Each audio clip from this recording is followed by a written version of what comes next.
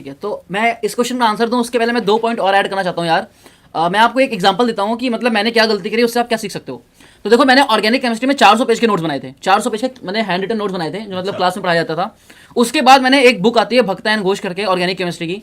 उसमें बहुत क्वेश्चन होते हैं, उसमें कम से कम 2 से 3 हज़ार क्वेश्चन होंगे खाली ऑर्गेनिक के। वो मैंने पूरी सॉल्व करी, और उससे फायदा क्या हुआ? फायदा कुछ नहीं हुआ, क्योंकि आया क्या पेपर में आया सब कुछ एनसीईआरटी बेस्ड, जो मैं सिर्फ एनसीईआरटी पढ़ के भी कर सकता था। अब उससे प्रॉब्लम क्या हुई कि मैंने इतना सारा टाइम उसमें अलॉट कर दिया कि मैं उससे केमिस्ट्री की जो एनसीईआरटी थी उस पर उतना फोकस नहीं कर पाया। अब मेरा एक क्वेश्चन जो गलत हुआ केमिस्ट्री में इन द एग्जामिनेशन, उसमें पूछा था कि 100 प्लस क्या कहते हैं उसका एटॉमिक नंबर दिया हुआ था, पूछा था इस एलिमेंट का नाम क्या है। तो वो एक टेबल है एनसीईआरटी की, मैंने हमेशा नाम याद किया था उन करके, जो होता नहीं है, जो मतलब उसका नेम होता है। हाँ, वो अब उसने एक्चुअल नेम पूछा, उसका क्या नाम होता है। So that was a very random thing आप कह सकते हो, वो जिसकी मतलब वो तो एकदम ऐसा होता है ना कि कभी ना कोचिंग में ऐसे क्वेश्चन आते थे उसके पहले, अगर कोचिंग में भी क्वेश्चन आता है ना तो ऐसा आता था कि 111 अगर एटॉमिक नंबर है तो उसका नेम क्या होगा, उन करके होगा या उन नियम होगा।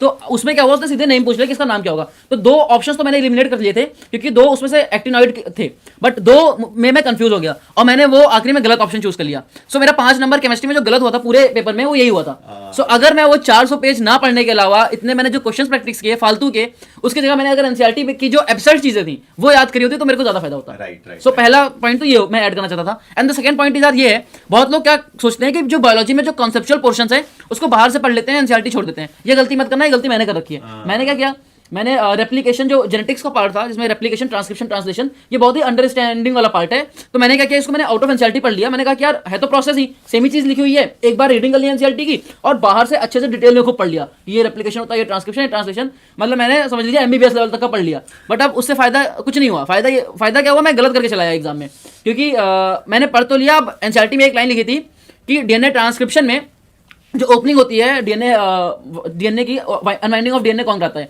तो मैंने पढ़ा था डीएनए हेलिकेज कराता है, जो कि वो रेप्लिकेशन में कराता है। जैसे कि मैंने पढ़ा था क्या कहते हैं बुक में कि डीएनए हेलिकेज जैसे टेबल बना होता है कि डीएनए हेलिकेज अनवाइंडिंग कराता है।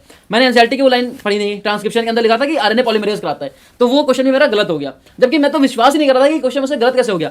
मतलब मैंने आंसर की मिलाई, मुझे लगा कि आंसर की रॉन्ग होगी, क्योंकि मैंने तो बहुत डिटेल में पढ़ रखा है। फिर मैं जाके जब देखा तो उसमें एनसीईआरटी की एक लाइन थी, देन मेरे को रियलाइज हुआ कि जो आपके कॉन्सेप्चुअल पोर्शन है आप चाहे जितना बाहर से पढ़ो बट एनसीईआरटी से आप मिस आउट नहीं कर सकते। एग्जैक्टली। सो ये 2 चीजें, जो 2 क्वेश्चन मैंने गलत किए थे पूरे नीट में, और ये 2 मेरे लिए लाइफ की सबसे बड़ी सीख है, जो मैं चाहूंगा कि आप रेप्लिकेट तो मत ही करो। राइट। मैंने ना इतने बच्चों का इंटरव्यू किया है, किसी का 3rd अटेम्प्ट में 4th अटेम्प्ट में, और मैक्सिमम बच्चों ने मुझे यही कहा कि फाइनल अटेम्प्ट में उन्हें ये समझ आया कि एनसीईआरटी तो पढ़ी नहीं थी। वो पढ़ रहे थे मॉड्यूल से या किसी और के नोट से पढ़ रहे थे, लेकिन जब तक उन्होंने एनसीईआरटी नहीं पढ़ी तो उनसे क्लैरिटी नहीं आई। बिल्कुल। आई थिंक आपने अच्छा पॉइंट बोला उसके बारे में। और आपका जो क्वेश्चन है हाँ, अब जैसे इसमें एक पॉइंट और, जैसे ये होता था कि हमारा जूलॉजी में था कि नीट में जो है फ्रॉग से क्वेश्चन नहीं आएगा, कॉकरोच से आएगा। अब मुझे होता था फोमो, जो फियर ऑफ मिसिंग आउट बोलते हैं, कि मुझे तो सब पढ़ना है। अब एनसीईआरटी में मैंने उसमें सब पढ़ डाला, जबकि उसमें से क्वेश्चन एट द एंड आया ही नहीं। तो आपको ये भी दिमाग में रखना है कि पढ़ना क्या है। Right. Smart study I think करनी जरूरी है। Thank you for watching the entire clip.